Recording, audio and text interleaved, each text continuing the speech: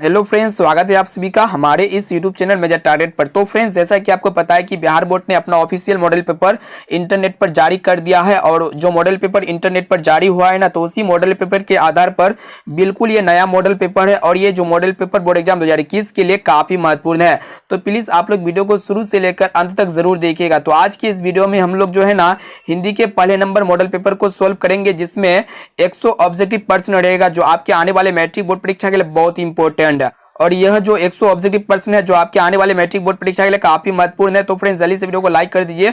उससे पहले हमारे चैनल पर नया तो चैनल को सब्सक्राइब करके बेल आइकन को प्रेस जरूर कर दीजिएगा। तो देखते हैं आज का प्रश्न। तो फ्रेंड्स, इसमें टोटल 100 प्रश्न है, जिनमें से मात्र आप सभी को जो है ना 50% का उत्तर देना है और इसमें हम लोग 100% का आप सभी को उत्तर देके बताएंगे। तो देखिए यहाँ पे आज का फर्स्ट प्रश्न काफी महत्वपूर्ण प्रश्न इसमें हम लोग देखने वाले हैं। तो देखिए यहाँ पे आज का फर्स्ट प्रश्न कि भीमराव अंबेडकर के विख्यात भाषण एनिहिलेशन ऑफ कास्ट का हिंदी रूपांतरण किसने किया था? तो यहाँ पे लल्ले सिंह यादव ने किया था। यहाँ पे जो है ना हमारा ऑप्शन नंबर भी राइट आंसर हो जाएगा। अब आइए देखिए यहाँ पे दूसरा प्रश्न क्या करा है कि नलिन विलोचन शर्मा का जन्म कब हुआ था? तो फ्रेंड्स, ये प्रश्न बहुत इंपॉर्टेंट है। तो यहाँ पे नलिन विलोचन शर्मा का जो जन्म हुआ था ना 18 फरवरी 1916 ईस्वी में हुआ था। यानी कि यहाँ पे option number A right answer हो जाएगा, 18 फरवरी 1916 ईस्वी। अब आइए देख लेते हैं यहाँ पे तीसरा प्रश्न क्या करा है कि सेन साहब को कितनी लड़कियां हैं? तो दोस्तों यहाँ पे सेन साहब की जो है ना 5 लड़कियां थी। यहाँ पे option number D correct answer हो जाएगा, 5। अब चलिए अगला प्रश्न देखते हैं। तो फ्रेंड्स देखिए यहाँ पे चौथा प्रश्न क्या करा है कि यहाँ पे अग्रजा शब्द में प्रत्यय है। तो दोस्तों प्रत्यय क्या होता है? जो किसी शब्द में लास्ट में लगा रहता है। तो यहाँ पे प्रत्यय जो होगा ना आ होगा, लास्ट में क्या है कि ज आकार, ज जोड़ आकार। तो यहाँ पे लास्ट में क्या है? आकार है ना, तो यहाँ पे प्रत्यय क्या होगा? आकार हो जाएगा। यानी कि यहाँ पे हमारा option number D correct answer हो जाएगा। अब चलिए अगला प्रश्न को देख लेते हैं। तो फ्रेंड्स देखिए यहाँ पे पांचवा प्रश्न क्या करा है कि मदन किसका बेटा है? तो दोस्तों यहाँ पे जो है ना मदन किसका बेटा था? गिरधर लाल का बेटा था। यानी कि यहाँ पे जो है ना हमारा option number D correct answer हो जाएगा। अब आइए देखिए यहाँ पे छठा प्रश्न क्या करा है कि महारानी विक्टोरिया के द्वारा किसे नाइट की उपाधि प्रदान की गई थी? तो दोस्तों महारानी विक्टोरिया के द्वारा जो है ना यहाँ पे मैक्स मूलर को जो है नाइट की उपाधि प्रदान की गई थी। यहाँ पे हमारा ऑप्शन नंबर भी राइट आंसर हो जाएगा। अब आइए देख लेते हैं यहाँ पे सातवां प्रश्न क्या करा है कि हिंदी कविता में यहाँ पे लिखा हुआ है कि परज्ञावाद के प्रवर्तक कौन है? तो दोस्तों यहाँ पे हिंदी कविता में परज्ञावाद के जो प्रवर्तक है ना, ये कौन है? यहाँ पे अशोक वाजपेयी हो जाएगा। यानी कि यहाँ पे हमारा option number C right answer हो जाएगा। इसमें काफी महत्वपूर्ण प्रश्न है। प्लीज वीडियो को संपूर्ण शुरू से लेकर आखिरी तक जरूर देखिएगा। देखिए यहाँ पे नेक्स्ट प्रश्न क्या करा है कि आत्मसात शब्द में प्रत्यय कौन है? तो दोस्तों यहाँ पे प्रत्यय वही बताया ना जो किसी भी शब्द के लास्ट में लगा रहता है। तो यहाँ पे प्रत्यय जो होगा ना सात हो जाएगा। यानी कि यहाँ पे option number A right answer हो जाएगा। अब आइए देख लेते हैं यहाँ पे नेक्स्ट प्रश्न क्या करा है कि विचार और वितर्क किस लेखक की रचना है? तो दोस्तों ये प्रश्न बहुत इंपॉर्टेंट है।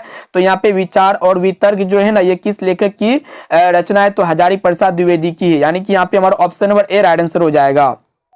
अब आइए देख लेते हैं यहाँ पे 10वां प्रश्न, काफी महत्वपूर्ण प्रश्न, प्लीज संपूर्ण जरूर देखिए।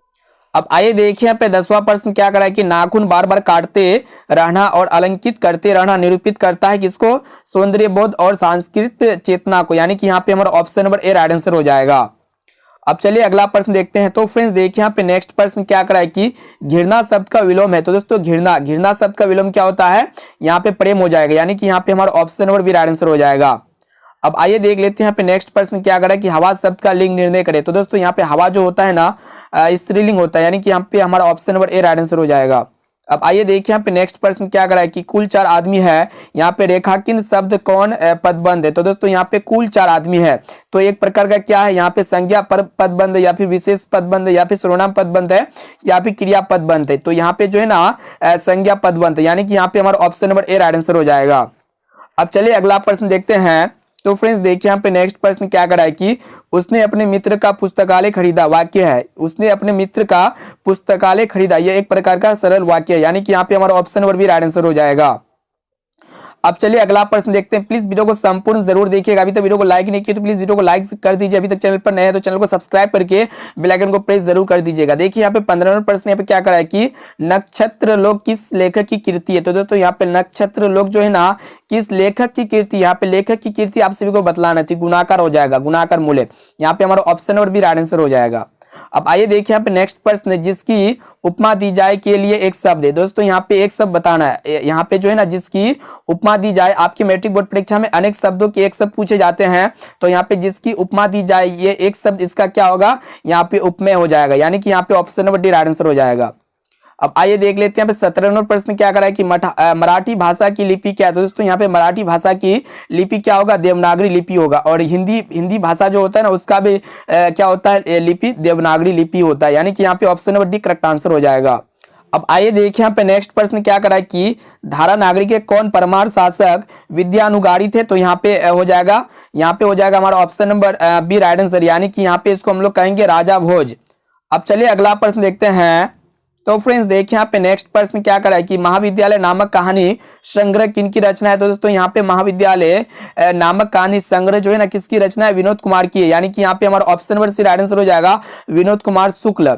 अब आइए देखिए यहाँ पे नेक्स्ट प्रश्न क्या करा है कि बहादुर की मां गुस्से से पागल क्यों हो गई थी। तो दोस्तों यहाँ पे बहादुर की मां गुस्से से पागल इसलिए हो गई थी क्योंकि बहादुर भैंस को खूब मारा था, यानी कि यहाँ पे जो है ना, हमारा option number A right answer हो जाएगा, बहादुर ने भैंस को क्या खूब मारा था। ठीक है। अब आइए देखिए यहाँ पे नेक्स्ट प्रश्न क्या करा है कि किसने सोवियत संघ का आक्रमण किया था। तो दोस्तों यहाँ पे किसने जो है ना, सोवियत संघ का आक्रमण किया था, तो यहाँ पे हिटलर हो जाएगा, यानी कि 21 का जो राइट आंसर हो जाएगा बी हो जाएगा। अब चलिए अगला प्रश्न देखते हैं। अब फ्रेंड्स देखिए यहाँ पे नेक्स्ट प्रश्न काफी महत्वपूर्ण प्रश्न को देख रहे हैं, प्लीज वीडियो को संपूर्ण शुरू से लेकर आखिरी तक जरूर देखिएगा। अब आइए देखिए 22वां प्रश्न क्या करा है कि यदि मनुष्य की परिस्थितियों का नियामक नहीं है, तो परिस्थितियां भी मनुष्य का क्या है, नियामक नहीं है, यानी कि यहाँ पे जो है ना, हमारा option number B right answer हो जाएगा।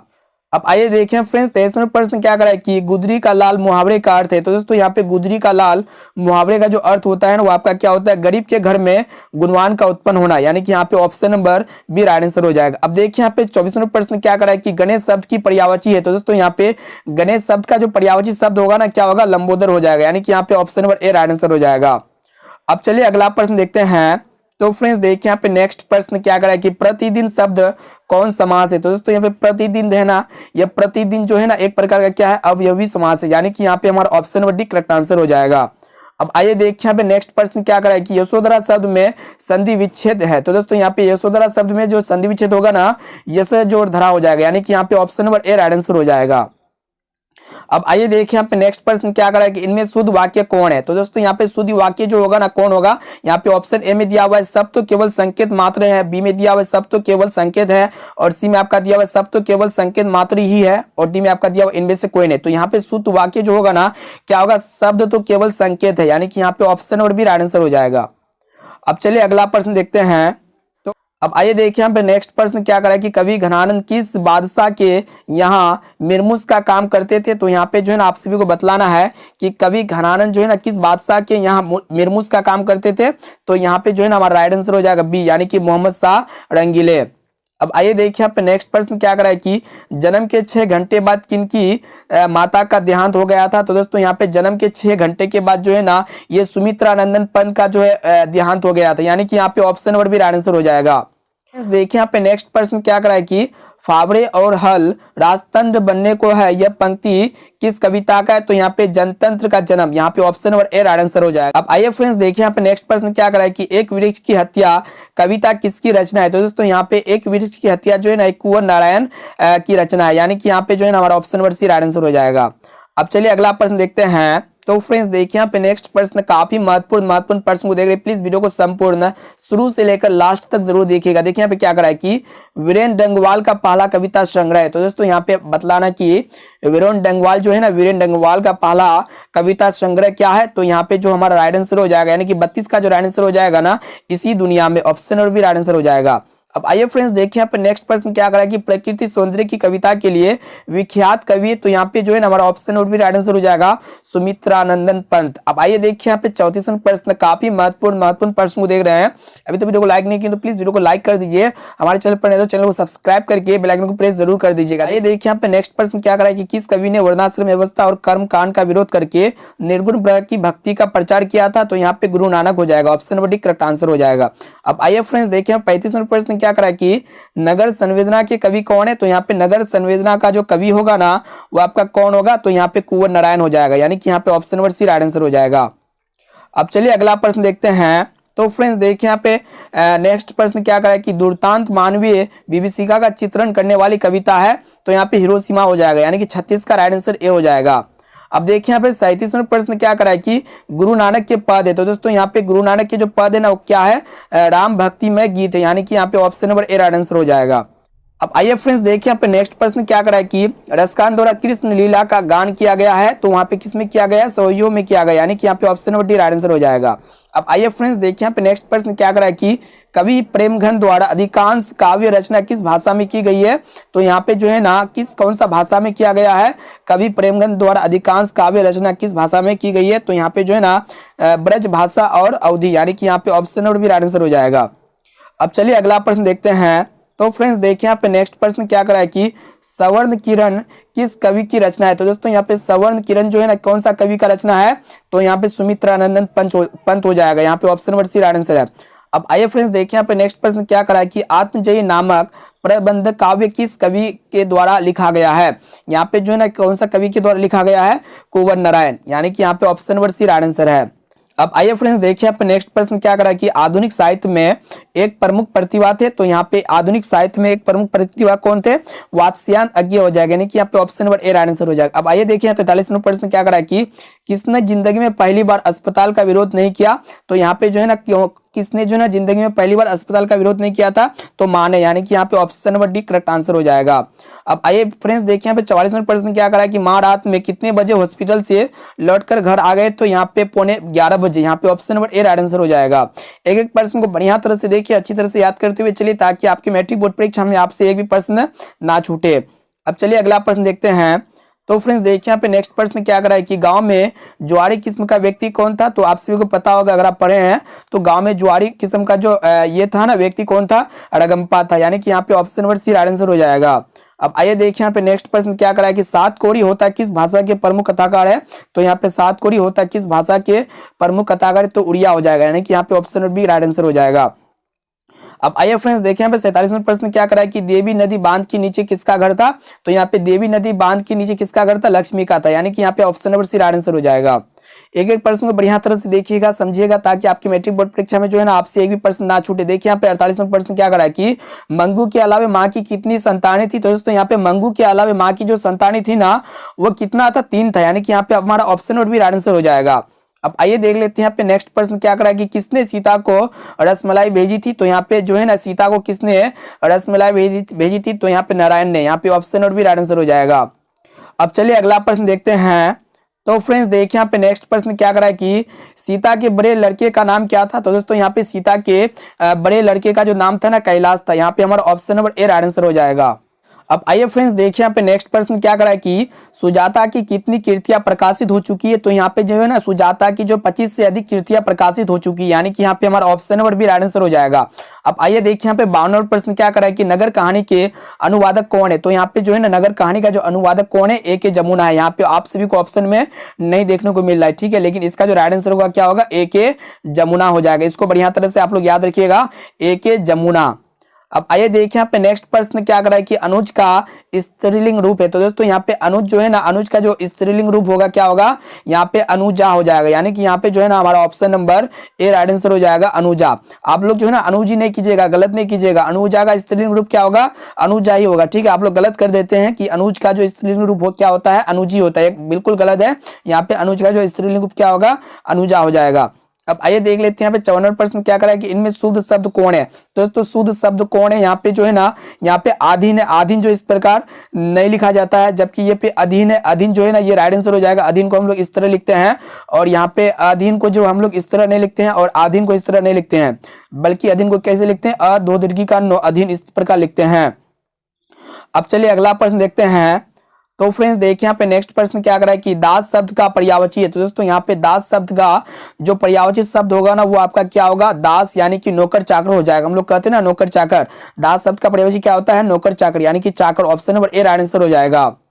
अब आइए देखिए यहाँ पे नेक्स्ट प्रश्न क्या करा है कि अपेक्षा शब्द का विशेषण है, तो दोस्तों यहाँ पे अपेक्षा शब्द का विशेषण क्या होगा, अपेक्षाधीन हो जाएगा, यानी कि यहाँ पे जो है ना हमारा option number B right answer हो जाएगा, अपेक्षाधीन। अब आइए देखिए यहाँ पे नेक्स्ट प्रश्न क्या करा है कि वाग्यजाल शब्द का संधि विच्छेद है। तो दोस्तों यहाँ पे वाग्यजाल शब्द का जो संधि विच्छेद है ना क्या है, वाक जोड़ जाल है, यानी कि यहाँ पे हमारा option number A right answer हो जाएगा। अब आइए देख लेते हैं यहाँ पे नेक्स्ट प्रश्न क्या करा है कि पूरब शब्द का संज्ञा है। तो दोस्तों यहाँ पे पूरब शब्द है और ये जो संज्ञा है ना कौन सा संज्ञा है, जातिवाचक या व्यक्तिवाचक या फिर भाववाचक या फिर गुणवाचक। तो यहाँ पे जो संज्ञा होगा ना व्यक्तिवाचक हो जाएगा, यानी कि यहाँ पे हमारा option number A right answer हो जाएगा।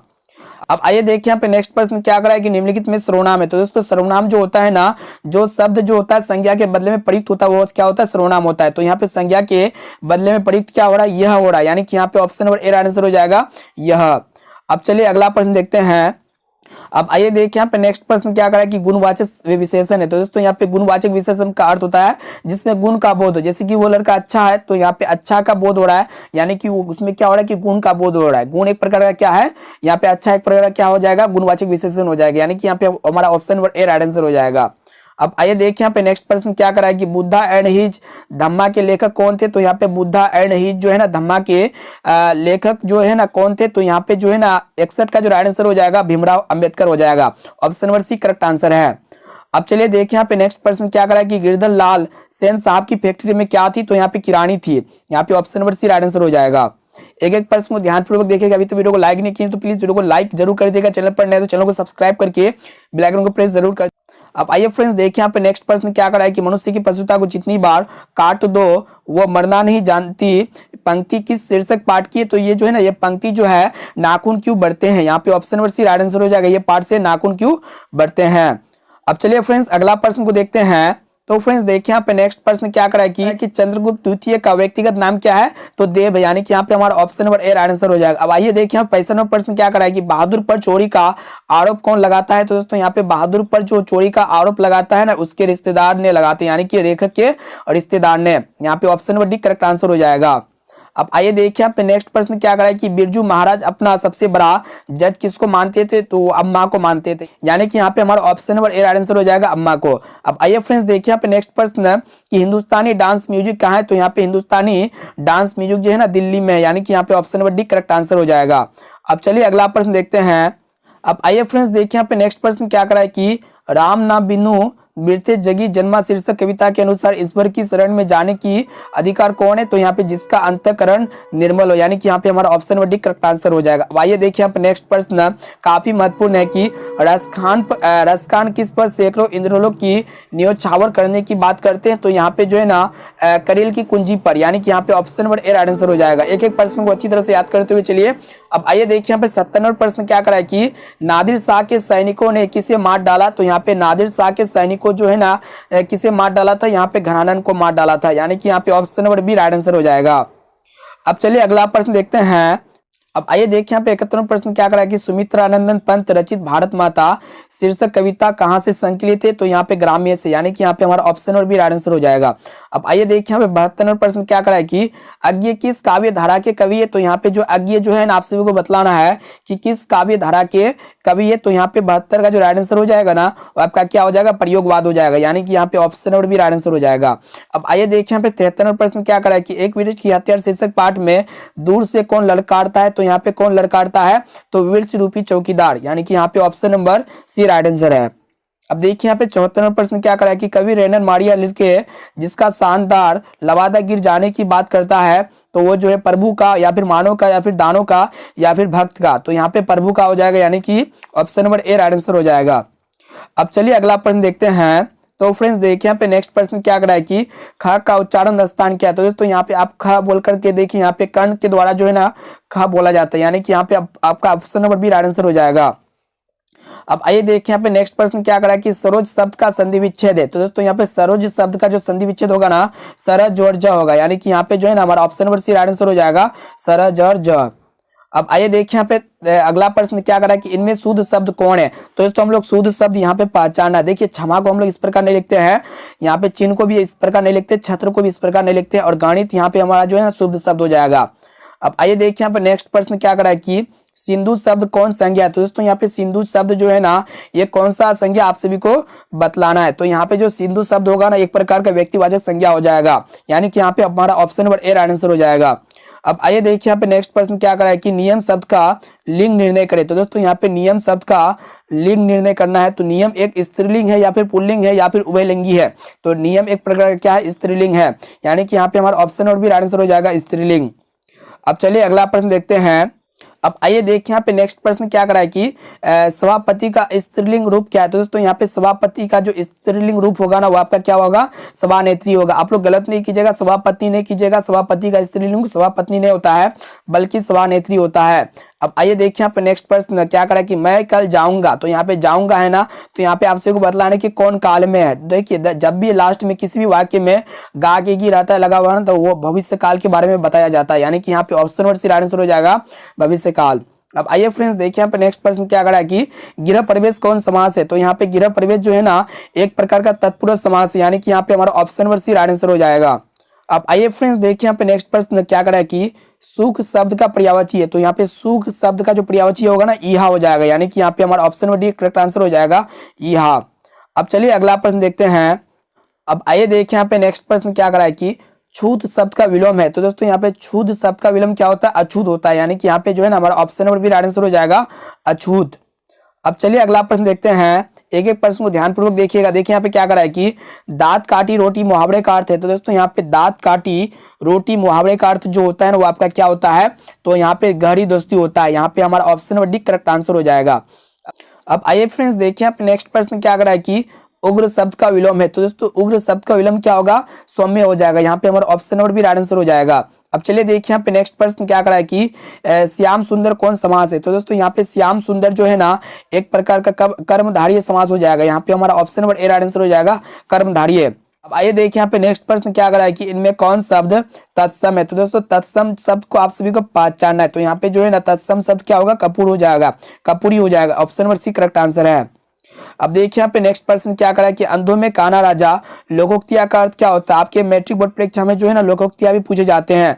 तो यहाँ पे अंधों में काना राजा लोकोक्तिया का अर्थ जो होता है ना वो आपका क्या होता है, तो यहाँ पे हमारा ऑप्शन नंबर ए आंसर हो जाएगा मूर्खों में कुछ पढ़ा लिखा व्यक्ति। Option number A correct answer है। इसको याद रखिएगा कि अंधों में काना राजा का अर्थ क्या होता है, मूर्खों में कुछ पढ़ा लिखा व्यक्ति। अब चलिए अगला प्रश्न देखते हैं। तो फ्रेंड्स देखिए यहाँ पे नेक्स्ट प्रश्न क्या करा है कि सादर का विलोम है।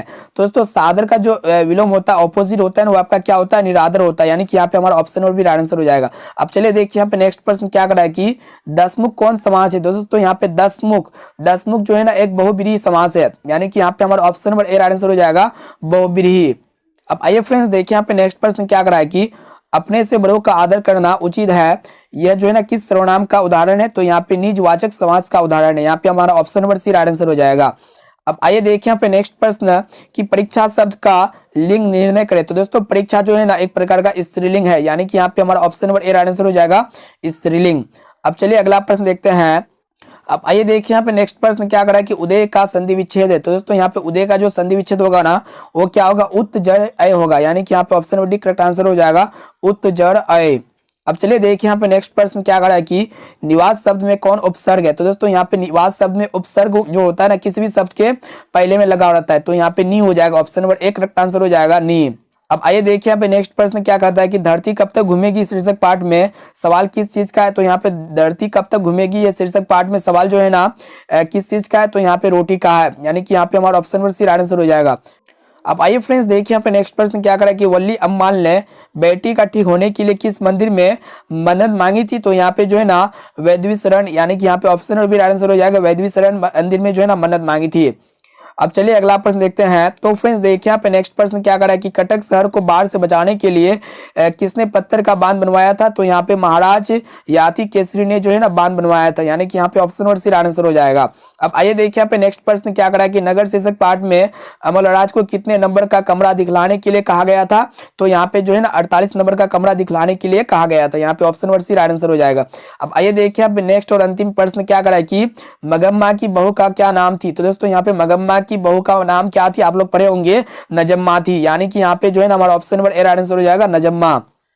तो फ्रेंड्स इसमें जो है ना हम लोग काफी महत्वपूर्ण प्रश्न को देखे जो आपके आने वाले मैट्रिक बोर्ड परीक्षा के लिए बहुत इंपॉर्टेंट है। और इस वीडियो को अपने दोस्तों में एक बार जरूर शेयर कीजिए ताकि उसको भी अच्छे से अच्छे मार्क्स प्राप्त हो सके। तो दोस्तों आज के लिए इतना ही, फिर मिलते हैं जल्दी अगले वीडियो पे।